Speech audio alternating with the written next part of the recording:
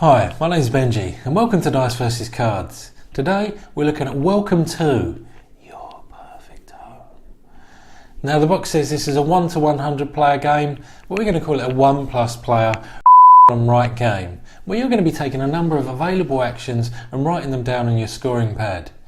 This is part city builder and part pattern building game, where you're going to be trying to make the most efficient housing estates on the 3 streets you're given. Now you play as American architects during the baby boom of the 1950s, and the winner is going to be the person who creates the most luxurious and the most beautiful housing estate that's in accordance with the city's plans. So let's see how this plays and whether this could be the next game for you.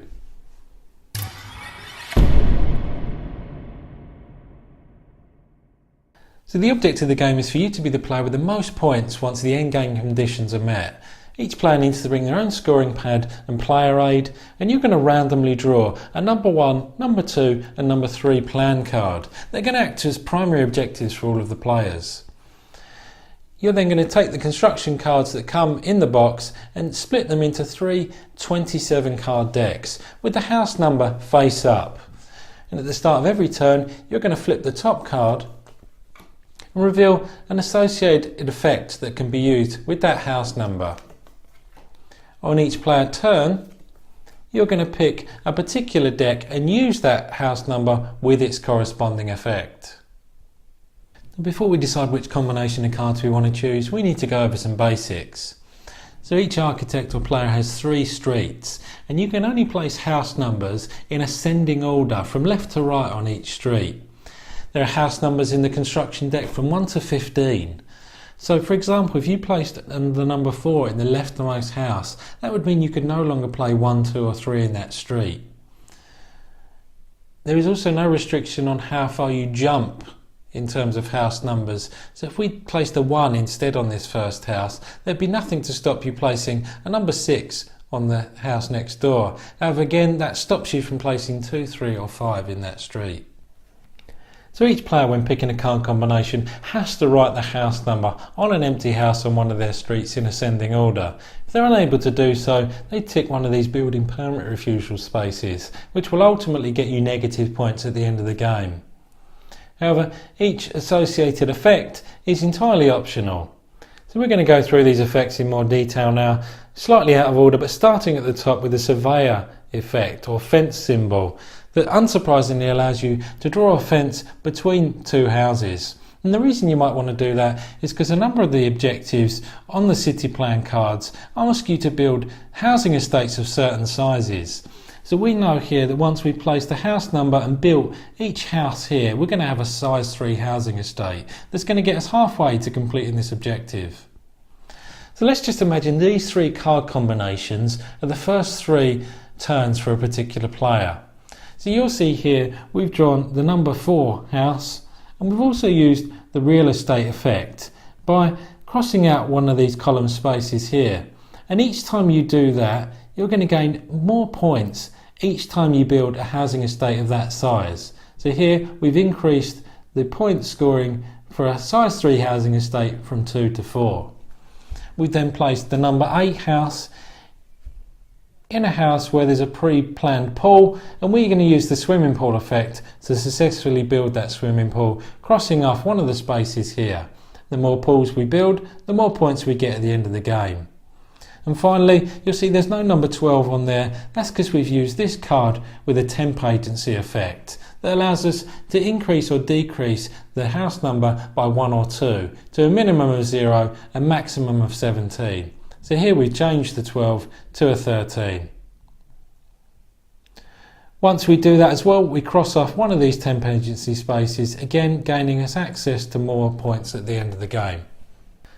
Finally, we have the BIS effect that allows you to place a number that's already there to the left or right. So here we've got to place the 4 there or there. However, the more you do that, the more negative points you get at the end of the game. And finally, the landscaper effects allows you to cross off a space in one of your streets, giving you access to more points at the end of the game. Now remember, these 3 card combinations are available on each turn, and you can only pick one of them. And at the start of each turn, you'll flip that top card, revealing a different house number and effect for each combination. Now play proceeds like this until either one player has completed all 3 city plans, and the first player to complete the objective on a plan gets the higher number of points, and then any subsequent person gets the lower number of points. The game also ends if a particular player has been given 3 building permit refusals, and that immediately ends the game.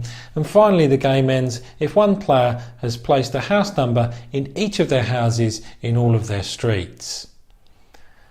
The final scores are then tallied to find out the overall winner. So that's how the game plays. What did I think of it?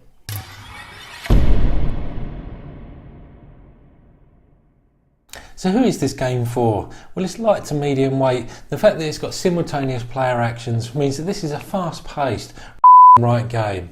And if you like the idea of being a city planner and building some housing estates in your image, and if you like the idea of an increasing level of difficulty in terms of weaving a pattern on your scoring pad, then there's probably something here for you. So you might want to consider this if you liked Dream Home, published by Rebel, which shares the theme in many ways with this game. Or if you want something similar mechanically, then you might want to consider this if you liked Castles of Burgundy, the dice game, published by Ravensburger. So in terms of gameplay, well, they fit quite a lot into what is really a small box, and there's a decent amount of strategy on offer here.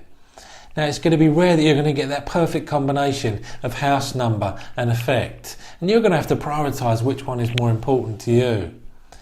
Now, forward planning in this game is key, because whilst you've got a number of options in the early game, you're quickly going to be pigeonholing your housing estates into smaller and smaller numbers, meaning those house numbers you need are going to be few and far between. So this is not a game for aspiring postmen, because it's going to drive them absolutely bonkers, where you're putting house number 1 next to house number 4, next to house number 6, next to house number 10.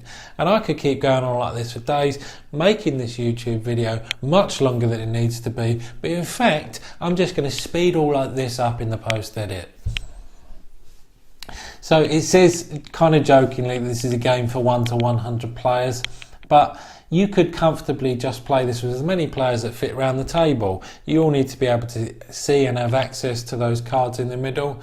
And a positive thing about that is the number of players doesn't necessarily increase the game length. Yes, there might be a longer pause as more people are making decisions, but because you've got that finite game ending objective, and because there's simultaneous player actions, it really does just suit however many players you've got. Now, there are also some decent play variants in the game once you get bored of the original base game, and there's a nice solo option available to you as well, trying to just gain the most amount of points as possible. Now, like I've said at the start, there's a lot in this game, and a lot of things need to tie together to make this game good. And good, even great it is, but it very almost, creaks under all that pressure of making sure all the dots are connected. But I said almost, because this game does pull off the gameplay as a whole very well. So in terms of the look and feel and theme of this and right game, it pretty much has a leg up on most of its competitors, the majority of which seem to go out of their way to make the most bland and unattractive games out on the market. But Welcome 2 is very well produced and presented, be it the box art, the scoring pads where you're building your city, and even the colour scheme that perfectly evokes America in the 1950s. Now, the theme is pretty much plastered on, but each of the effects does sync nicely with that architectural or city building vibe that's going on here.